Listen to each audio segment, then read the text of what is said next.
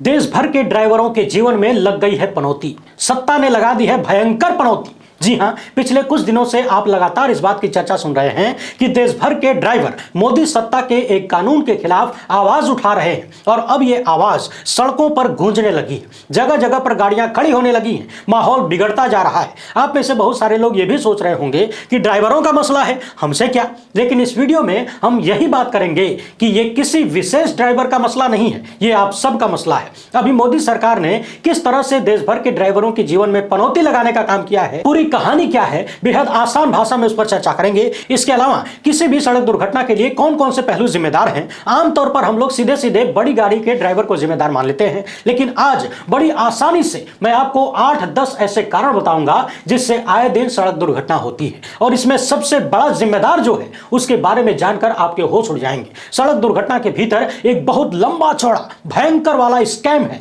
घोटाला है, और ये घोटाला कौन और किस तरीके से करता है एकदम आसान भाषा में आपके सामने रखूंगा। इसके साथ ही देश भर के जो ड्राइवर जिस तरीके से इसका विरोध कर रहे हैं उनके लिए एक खास बात कहनी है, उसे जरा ध्यान से सुनिएगा, वरना आपका यह आंदोलन, आपका यह विरोध प्रदर्शन आप ही के खिलाफ हो सकता है। और वीडियो के अंत में विशेष चर्चा इस बात पर करेंगे कि मोदी सरकार को करना कुछ और था और कर दिया कुछ और, यानी सड़क दुर्घटना पर कानून कुछ और बनाना था, कानून बना दिया कुछ और इसका और भयंकर दुष्परिणाम देखने को मिल सकता है। यानी अभी जो कानून मोदी सरकार ला रही है उसकी वजह से और ज्यादा दुर्घटनाएं सामने आ सकती हैं। कैसे आएंगी, हर एक पहलू पर विस्तार से चर्चा करेंगे। अभी से बता देता हूं, वीडियो भारत के हर एक नागरिक के लिए बहुत महत्वपूर्ण होने वाली है। एक एक पहलू पर विस्तार से बात करेंगे, इसीलिए आज मैंने कोई अन्य मुद्दा नहीं रखा है, बातचीत सिर्फ एक मुद्दे पर होगी। आगे बढ़ने से पहले आप सभी से अनुरोध है कि यदि आप मैं पहली बार देख रहे हैं तो फेसबुक पर हमारे पेज को फॉलो और लाइक कर लीजिए, यूट्यूब पर सब्सक्राइब करके घंटा बजा दीजिएगा टन से। देश को गोदी मीडिया के जहर से बचाने और आम आदमी की आवाज को बुलंद करने में हो सके तो हमारे सहायक बनिए। इस क्यूआर कोड या फिर मोबाइल नंबर का प्रयोग करते हुए हमें आर्थिक रूप से मजबूत करने का प्रयास जरूर करें। बहुत बहुत धन्यवाद। आइए अब बातचीत शुरू करते हैं। एक बार फिर से अनुरोध है कि अंत तक सुनिएगा, यह मामला ड्राइवरों से ज्यादा आम जनमानस के लिए महत्वपूर्ण है। पिछले दिनों केंद्रीय गृह मंत्री अमित शाह ने संसद में कुछ नए कानून लाने की बात कही। वैसे तो विवाद बहुत सारे कानूनों पर है, बहुत सारे मसलों पर है, लेकिन वाहन चालकों को लेकर जो व्यवस्था मोदी सरकार लाना चाहती है उसे लेकर भयंकर विरोध शुरू हो गया है। इसका एक कारण यह भी है कि वाहन चालन देश के करोड़ों लोगों का व्यवसाय भी है। शायद इसीलिए आप देख रहे होंगे कि जो प्राइवेट वाहन चालक हैं, जैसे मैं भी गाड़ी चलाता हूं, आपके घर में भी 2 पहिया 4 पहिया वाहन जरूर होगा, तो हम लोग इसे लेकर उतने एक्टिव नहीं हैं। लेकिन जो लोग बस ट्रक चलाते हैं, जिनका ट्रांसपोर्ट का काम है, जो इसे बिजनेस के रूप में करते हैं, जिनका ये धंधा है, जिनकी इससे आजीविका चलती है, जो गाड़ी चलाकर पैसा कमाते हैं, वो लोग मुख्य रूप से सामने आ रहे हैं। जबकि इस मसले में लपेटा सभी को जाएगा, कोई बचने वाला नहीं है। लगेगी आग तो आएंगे घर सभी जद में। कई संगठनों का यह भी कहना है कि यदि आप अपने मोटरसाइकिल से भी जा रहे हैं और किसी को धक्का मार दिया, कोई अनहोनी हो गई, तो आप भी इस कानून के लपेटे में आ जाएंगे, जो कहता है कि यदि सड़क पर कोई दुर्घटना होती है और सामने वाले की मृत्यु हो जाती है तो ड्राइवर को 10 साल की कैद की सजा और लाखों रुपए का जुर्माना देना होगा। जुर्माने की रकम को लेकर अलग अलग जगह अलग अलग दावे किए जा रहे हैं, लेकिन ये जो 10 साल की सजा है, इसे सुनकर लोगों के भीतर नाराजगी पैदा होने लगी। जुर्माने के रूप में 5 से 7 लाख रुपए की बात सामने आ रही है, जबकि अब तक इसी मामले में सजा मात्र 2 साल की थी और कुछ रुपए जुर्माने के थे। अब लोग कहने लगे हैं कि मोदी सरकार से बढ़िया तो अंग्रेजों का कानून था। यानी जो मोदी सरकार बात बात में अंग्रेजी निशानी मिटाने की बात करती है, यह कानून दिखा रहा है कि अंग्रेजी निशानी मिटाने के जुमले के पीछे यह सरकार उससे भी खतरनाक निशानी देकर जा रही है। यहां इस मामले में एक और बात कही गई है कि यदि दुर्घटना की जानकारी ड्राइवर पुलिस को देता है तथा घायल को अस्पताल पहुंचाता है तो उसकी सजा कम कर दी जाएगी, कुछ कम कर दी जाएगी, यानी 10 साल की जगह 7 साल की सजा कर दी जाएगी, लेकिन सजा मिलेगी। तो यह है पूरा मामला। लेकिन अब सबसे बड़ा मसला यह है कि यह सारी व्यवस्था दुर्घटना के लिए बनाई जा रही है, लोगों को सुरक्षित करने और उनकी जान बचाने के प्रयास के तहत बनाई जा रही है, ऐसा सरकार का दावा है। लेकिन क्या सच में यह सरकार आपकी जान को लेकर इतनी चिंतित है?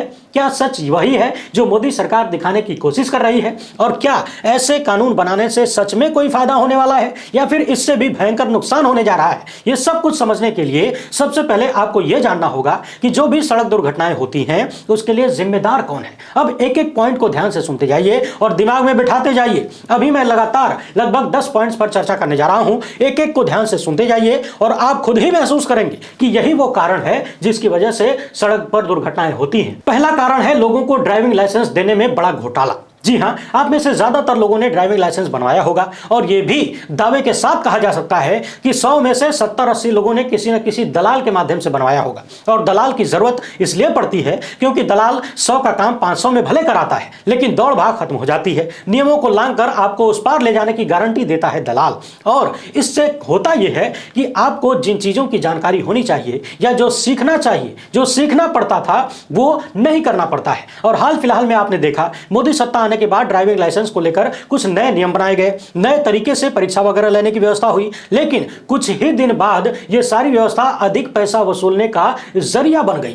पहले जो लाइसेंस बहुत कम पैसों में बन जाता था, मोदी सरकार ने जो नए नियम बनाए कि उसकी वजह से दलालों और ट्रांसपोर्ट विभाग के कर्मचारियों अधिकारियों की कमाई कई गुना बढ़ गई, लोड आम आदमी की जेब पर बढ़ गया। यानी सबसे बड़ा घोटाला लोगों को ड्राइविंग लाइसेंस देने में ही है। यहां पर दलालों के माध्यम से जो अतिरिक्त पैसा लूटा जाता है वो तो अलग की बात है, लेकिन जिन्हें ड्राइविंग का डी भी नहीं पता उन्हें भी लाइसेंस मिल जाता है। यह सबसे खतरनाक है। आप खुद ही सोच कर देखिए, गाड़ी चलाने के लिए लाइसेंस लेने की जरूरत क्या है? लाइसेंस क्यों दिया जाता है? लाइसेंस की जरूरत इसलिए होती है ताकि पता रहे कि इस व्यक्ति को गाड़ी चलानी आती है, इसे ट्रैफिक के नियमों की जानकारी है। जो ट्रैफिक नियमों को जानता होगा, जो अच्छे से गाड़ी चलाना जानता होगा, उसे ही यह लाइसेंस दिया जाएगा, ताकि सड़क पर चलते समय यह दूसरों की जान के लिए जोखिम ना बने।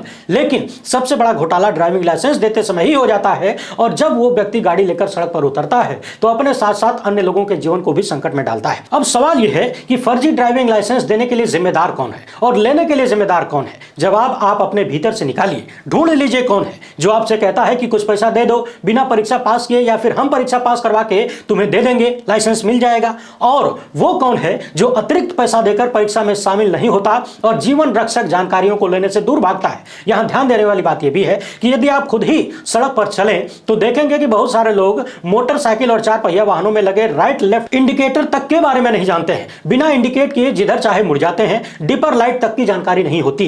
कई बार यह भी देखा जाता है कि मुड़ना था दाएं और इंडिकेट करते रहे बाएं। इसके अलावा ट्रैफिक के बहुत सारे नियम हैं जिनकी जानकारी होने के बगैर किसी को भी लाइसेंस नहीं दिया जाना चाहिए। बल्कि यदि ये सरकार या फिर कोई भी सरकार लोगों का जीवन सड़क पर सुरक्षित करना चाहती है तो सबसे पहले ट्रैफिक नियमों को गहराई से सिलेबस में जोड़ना चाहिए, पढ़ाई के सिलेबस में जोड़ना चाहिए। इसकी बाकायदा पढ़ाई और ट्रेनिंग दी जानी चाहिए हर एक नागरिक को, और आम जनमानस को भी चाहिए कि जो पैसा लाइसेंस लेने के लिए दलाल की जेब में ठूसते हैं, वही पैसा खर्च करके गाड़ी चलाना और उसके नियमों के बारे में सीखने के लिए या तो कहीं से कोई ट्रेनिंग लें या फिर कोई कोर्स खरीदें। चलती का नाम गाड़ी और चलाते का नाम ड्राइवर कहने से काम नहीं चलेगा। गाड़ी चला लेना और गाड़ी चलाने आना, इन दोनों में बहुत बड़ा फर्क है। आइए अब उस दूसरे घोटाले की बात करते हैं जो लाइसेंस से भी बड़ा घोटाला है। और यह ऐसा घोटाला है कि आप चाहे लाख ट्रेनिंग ले लिए हों, चाहे सारे नियम कानून आपके दिमाग में 24 घंटे घूमते हों, लेकिन यदि आप इस घोटाले के शिकार हुए तो दुर्घटना होना तय है। और यह घोटाला सीधे सीधे तमाम सरकारें करती हैं, और मोदी सरकार ने सारे रिकॉर्ड तोड़ दिए हैं इस घोटाले में। और यह घोटाला है सड़क निर्माण घोटाला। आप अक्सर खबर सुनते हैं कि खराब सड़क की वजह से दुर्घटना हुई, और खराब सड़कों की समस्या से निपटने का दिखावा करने के लिए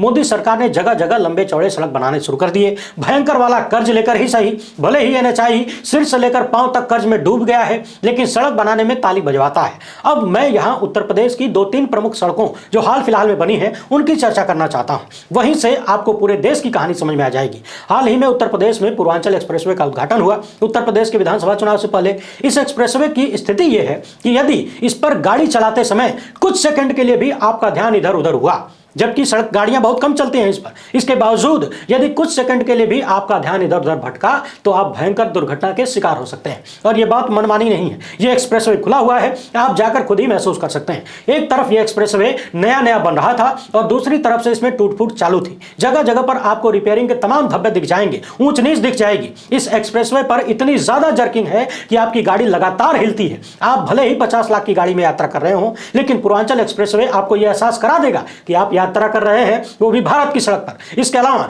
सड़कों के किनारे और सड़कों पर भी जो तरह तरह के इंडिकेटर बनाए जाते हैं, बहुत सारी अतिरिक्त चीजें उसमें होती हैं, लेकिन चूंकि भारत में ज्यादातर लोगों को इन चीजों के बारे में जानकारी नहीं होती तो उधर ध्यान भी नहीं जाता। लेकिन यदि आप उसी उत्तर प्रदेश में ही अखिलेश सरकार के दौरान बनाए गए एक्सप्रेसवे पर जाएंगे तो खुद ही महसूस कर पाएंगे कि लगभग 7-8 साल पहले बना लखनऊ से आगरा एक्सप्रेसवे पूर्वांचल एक्सप्रेसवे की तुलना में लाख गुना बेहतर है, जबकि उसकी उम्र पूर्वांचल एक्सप्रेसवे से 7-8 साल ज्यादा है। यदि आपको बिना बताए दोनों सड़कों पर उतार दिया जाए तो निसंदेह आप यही कहेंगे कि पूर्वांचल एक्सप्रेसवे पुरानी है और अखिलेश सरकार वाली एक्सप्रेसवे नई है। इतना ही नहीं, भाजपा सरकार में जितनी भी चौड़ी चौड़ी सड़कें बन रही हैं सबकी हालत बद से बदतर है। हमने आपको वाराणसी से गोरखपुर वाले हाईवे का दर्शन भी कराया था। वो हाईवे अभी भी पूरी तरह से तैयार नहीं है। वाराणसी शहर से निकलते ही जगह जगह आपको सड़क के बीचों बीच लाल लाल सुलेशन टाइप का सड़कों पर देखने को मिलेगा। कोई पदार्थ है जो फटी हुई सड़क को चिपकाने के लिए गिराया जाता है। जैसे कपड़ा फट जाने पर हम लोग उसमें चकती लगाते हैं, ठीक उसी तरह से मोदी सरकार न्यू इंडिया की न्यू सड़कों में चकती लगाती हुई नजर आ रही है। यह सरेआम घोटाला है, घपलेबाजी है। यह बात कितनी चिंताजनक है कि सड़क अभी पूरी तरह से बनी भी नहीं और फटनी शुरू हो जाती है, फट के फ्लावर हो जाती है।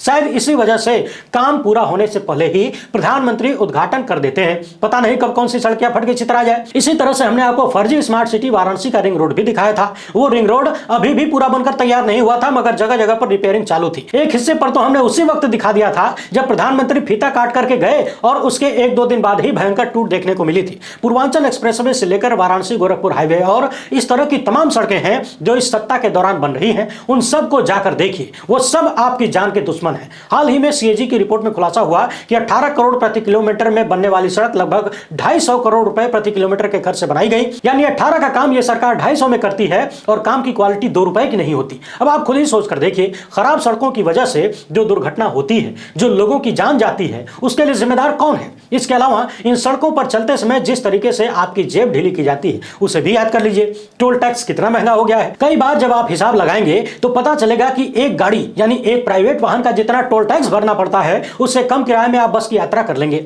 और आप अपनी गाड़ी का ही टोल टैक्स मत दिखा करिए, बड़ी गाड़ियों का टोल टैक्स भी देखा करिए। देख लिया करिए कि टोल बूथ पर लगे लंबे चौड़े पोस्टरों पर जब आप देखेंगे तो नीचे दिखेगा कि वहां पर 5-5 हजार या फिर उससे भी अधिक टोल टैक्स वसूला जाता है बड़े बड़े ट्रकों से। यानी सरकारी लूट में यह सत्ता दुनिया में नंबर 1 बन चुकी है। और जब मैं दुनिया में नंबर 1 की बात कर रहा हूं तो यह हवाई नहीं है। जब आप दुनिया भर के लोगों के प्रति व्यक्ति आय और वसूले जा रहे टोल टैक्स तथा चालानों का हिसाब किताब लगाएंगे तो पता चलेगा कि सच में इस मामले में हम विश्वगुरु हैं और सबसे ज्यादा सबसे महंगा चालान मोदी सरकार वसूल रही है दुनिया भर की तुलना में। बात टोल टैक्स की हो या फिर चालान की रकम की, सत्ता ने आपका खून चूस लेने का कसम खा रखा है। खराब सड़क वो दूसरा महत्वपूर्ण कारण है जिसकी वजह से भरपूर दुर्घटनाएं होती हैं। इसी तरह से ओवर स्पीडिंग भी एक कारण है। और आजकल तो सोशल मीडिया का जमाना है, बहुत सारी दुर्घटनाएं रील बनाने के चक्कर में हो रही हैं। लोगों को यह जानकारी है ही नहीं कि किस सड़क पर किस गति में गाड़ी चलानी है। अब जरा इस रिपोर्ट को देख लीजिए। साल 2020 में ओवर स्पीड होने की वजह से, अतिरिक्त गति होने की वजह से सबसे ज्यादा मौतें हुई। और जब आपका वाहन अतिरिक्त गति में होगा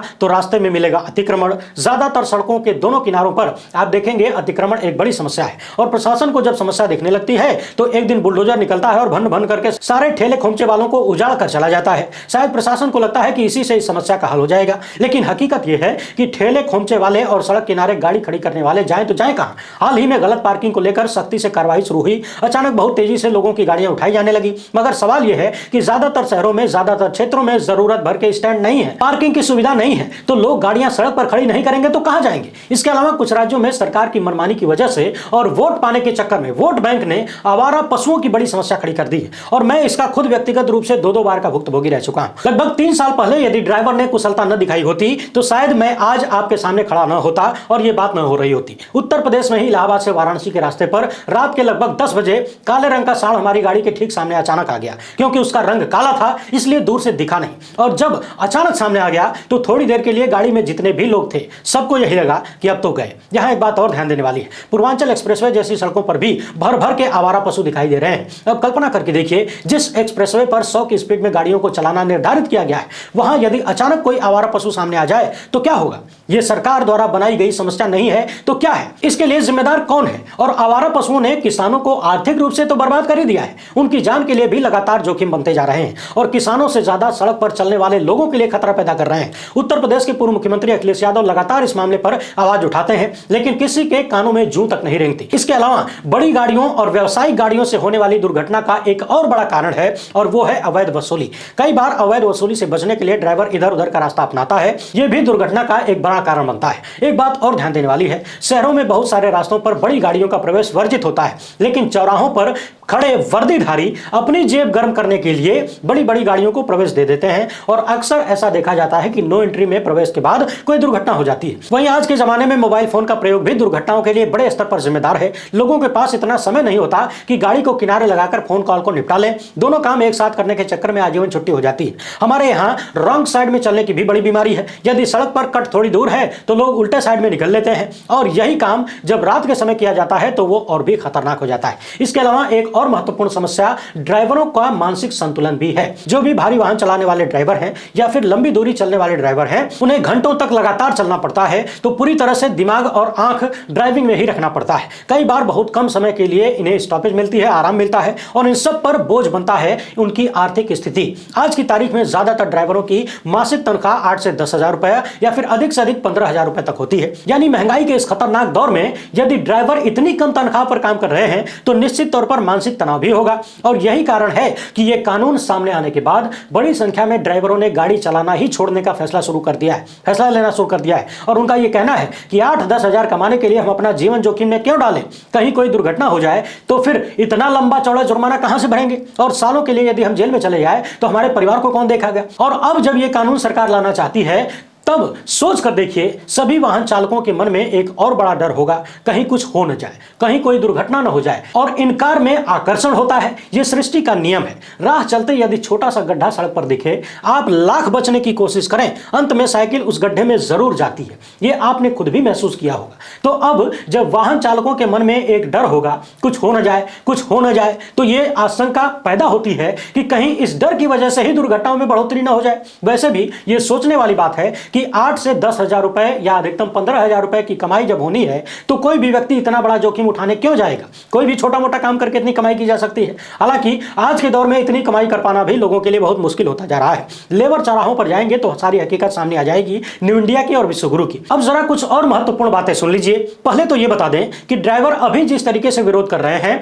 वो उनके खिलाफ कैसे जा सकता है और कौन कौन सी गलती उन्हें नहीं करनी है। इसके बाद यह समझेंगे कि असल में जनता के हित में मोदी सरकार को करना क्या था और वो कर क्या रही है। हाल ही में कुछ जगहों से खबर आई कि बसों के ड्राइवर्स ने सवारियों को जगह जगह छोड़कर गाड़ी चलाने से मना कर दिया। बहुत जगहों पर बसों के ड्राइवर तथा अन्य 4 पहिया वाहनों के ड्राइवर लोगों को गाड़ी में बैठने नहीं दे रहे हैं। सवारियां परेशान हो रही हैं, गंतव्य तक पहुंच नहीं पा रही हैं, आम जनता परेशान है। मगर यहां ध्यान देने वाली बात यह है कि यदि बसों और अन्य सवारी गाड़ियों के ड्राइवर लोगों को बीच रास्ते में छोड़ेंगे या फिर उन्हें गाड़ी में बैठने से ही रोकेंगे तो फिर जनता में उनके खिलाफ रोष पैदा होगा। और यदि आम जनमानस में थोड़ी सी भी नकारात्मकता आई तो गोदी मीडिया को तुरंत आतंकवादी घोषित कर देगा। किसानों और नौजवानों का मसला याद कर लीजिए, एनआरसी सीएए का मामला याद कर लीजिए। तो मेरे ख्याल से सबसे अच्छा उपाय यह है कि आपकी गाड़ियों में जो भी सवारियां हैं उन सवारियों को बताइए कि सरकार उनके खिलाफ और आपके खिलाफ, आम जनता के खिलाफ किस तरीके की व्यवस्था लेकर आई है। बीच रास्ते में सवारियों को उतारने की बजाय उन्हें रास्ते भर इन चीजों के बारे में जागरूक करिए और उनके गंतव्य तक पहुंचाइए।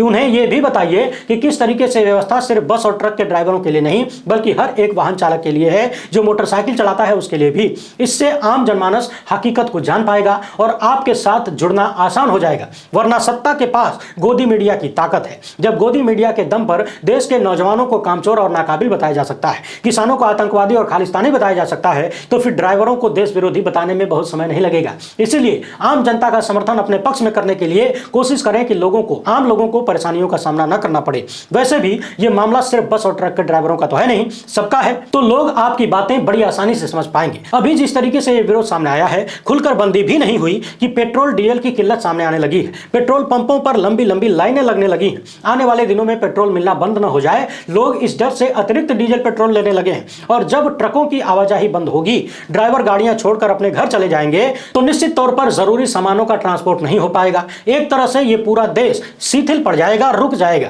इतना तो तय है कि जो लोग कमर्शियल ड्राइविंग करते हैं, खासकर बस ट्रक वाले, यदि मजबूती से अड़ जाएं तो फिर सरकार को झुकने के अलावा कोई रास्ता नजर नहीं आएगा। अब यह देखने वाली बात होगी कि सरकार इस मामले को कितना लंबा लटकाना चाहती है या खींचना चाहती है। क्या किसान आंदोलन की तरह यहां भी सैकड़ों लोगों की जान जाने का इंतजार किया जाएगा या फिर समय रहते कुछ होता है। अब समझने वाली बात यह भी है कि सरकार यह दिखाने की कोशिश कर रही है कि यह सब कुछ जनता के हित का है, लेकिन ध्यान देने वाली बात यह है कि सड़क पर जब भी कोई दुर्घटना होती है तो भले ही साफ साफ गलती पैदल चलने वाले की हो, साइकिल वाले की हो, मोटरसाइकिल वाले की हो, दुर्घटना के लिए जिम्मेदार हमेशा बड़ी गाड़ी वाले को ही माना जाता है। मोटरसाइकिल से कार की भिड़ंत हुई तो कार वाला जिम्मेदार, कार की ट्रक से भिड़ंत हुई तो ट्रक वाला जिम्मेदार, और लोग बिना सोचे समझे बड़ी गाड़ी के ड्राइवर पर टूट पड़ते हैं। ऐसा लगता है कि अचानक उनके भीतर शैतान जाग जाता है और बस मौके की तलाश में होते हैं। कहीं भी भीड़ का हिस्सा बनकर हिंसा करने को मिल जाए तुरंत जुड़ जाते हैं, और भीड़ का सहारा लेकर हिंसक बनने का सबसे बड़ा उदाहरण पिछले दिनों संसद भवन में देखने को मिला। जब कुछ लोग धुआं उड़ाने के लिए घुस गए थे बेरोजगारी और तानाशाही के खिलाफ, तो बहुत सारे सांसदों ने एक दुबले पतले से नौजवान को जमकर कूटना शुरू कर दिया। उनके भीतर की हिंसा बाहर आ गई। ये वही हिंसक भड़ास है जो सड़क पर लोग ड्राइवरों के खिलाफ निकालते हैं। अब समझने वाली बात यह है कि सत्ता चाहती है कि ऐसी दुर्घटना हो तो ड्राइवर खुद ही पीड़ित को अस्पताल पहुंचाए और पुलिस को इन्फॉर्म करे। अब आप अपने ऊपर लेकर सोचिए, दुर्घटना होगी तो क्या आप हिम्मत जुटा पाएंगे कि मौके पर रुककर एम्बुलेंस बुलाएं, पीड़ित को अस्पताल पहुंचाएं? कहा जाता है कि जान बचे तो लाखों पाए, और जब लोगों के मन में यह बसा हुआ है कि जैसे ही मौका मिले पीटना शुरू कर दो, कई बार आप सुनते भी हैं कि पीट पीट कर लोगों ने ड्राइवर को जान से मार दिया, तो भला ऐसे में कौन ड्राइवर पीड़ित को अस्पताल पहुंचाने और पुलिस को इन्फॉर्म करने की हिम्मत करेगा? हाल फिलहाल में बहुत सारे ऐसे सीसीटीवी फुटेज सामने आए जिनमें साफ साफ दिखता है कि गाड़ियों के टक्कर होने के बाद जिसका भी एक्सीडेंट हुआ उसकी जान पूरी तरह से बच सकती थी। थोड़ी बहुत चोट लगी, लेकिन लोगों के डर से ड्राइवर गाड़ी लेकर भागता है, और जिसकी जान बच सकती थी उसकी जान तो चली ही जाती है। भागने के चक्कर में ड्राइवर कुछ अन्य लोगों को भी कुचलकर मार देता है। यहां एक बात और ध्यान देने वाली है, सरकार के इन नियमों के अनुसार जो गाड़ी या ड्राइवर दुर्घटना करेगी उसे 10 साल की सजा और लाखों का जुर्माना देना पड़ेगा। और यह सब कुछ तब होगा जब आपकी पहचान सामने आएगी, जब आप पकड़े जाएंगे, जब पता चलेगा कि कौन गाड़ी थी, कौन ड्राइवर था। तो सवाल यह है कि क्या ड्राइवरों के मन में और ज्यादा भय नहीं होगा कि एक्सीडेंट हो गया, बहुत तेजी से भागो, और इस डर की वजह से क्या वो अन्य लोगों को और भी ज्यादा जोखिम में नहीं डालेंगे, उनकी जान के लिए खतरा पैदा नहीं करेंगे? यानी इस हिसाब से देखा जाए तो यह कानून भारत की आम जनता के लिए और ज्यादा खतरनाक हो सकता है। अब तक छोटी सजा और छोटा जुर्माना था, लेकिन जनता के द्वारा पीटे जाने का डर था इसलिए भागते थे, और अब तो दोनों बातें होंगी। एक तो जनता पीटेगी, दूसरा 10 साल की सजा और लाखों का जुर्माना। यानी कहीं ना कहीं सरकार गाड़ी चलाने वालों को डराना चाहती है कि वो अपनी जान पहचान बचाने के लिए और तेजी से भागे। जिस पीड़ित को थोड़ी बहुत चोट लगी हो उसके ऊपर और तेजी से गाड़ी चढ़ाकर निकल जाए। तो ये सारी चीजें देखने के बाद क्या आपको नहीं लगता कि सरकार के वाहन चालकों के खिलाफ ऐसी व्यवस्था बनाने की बजाय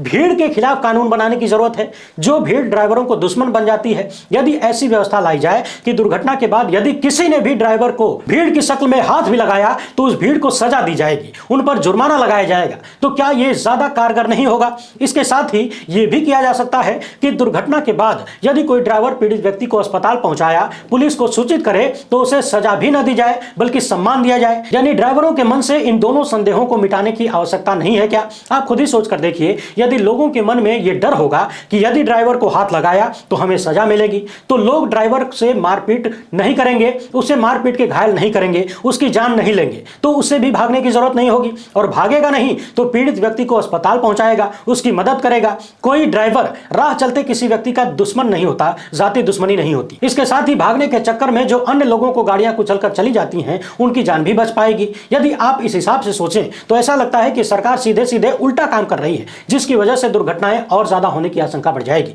पिछले दिनों बहुत सारे ड्राइवर्स ने हमसे इस मामले पर चर्चा की बात की थी। हमने कहा था कि जब बात करेंगे तो विस्तार से और अच्छे से बात करेंगे। यदि कोई पहलू छूट गया हो तो कृपया हमें जरूर बताएं। इसके अलावा आप में से जो भी लोग इस मुद्दे पर अपनी राय रखना चाहते हैं, अपनी बात रखना चाहते हैं, तो मोबाइल में वीडियो बनाइए, हमें भेजिए। हम अपने चैनल के माध्यम से जन जन तक वो बात पहुंचाएंगे और कोशिश करेंगे कि ऊपर तक आपकी बात जाए। आप सभी के वीडियो और सुझाव का स्वागत है। नए साल की शुभकामनाओं के साथ आप सभी से अनुरोध यह है कि वीडियो पसंद आई हो तो लाइक वाला बटन दबा दीजिए। पहली बार है तो चैनल को सब्सक्राइब करके घंटी बजा दीजिए टन से। फिलहाल इतना ही। हमसे जुड़ने के लिए बहुत बहुत धन्यवाद। जय हिंद।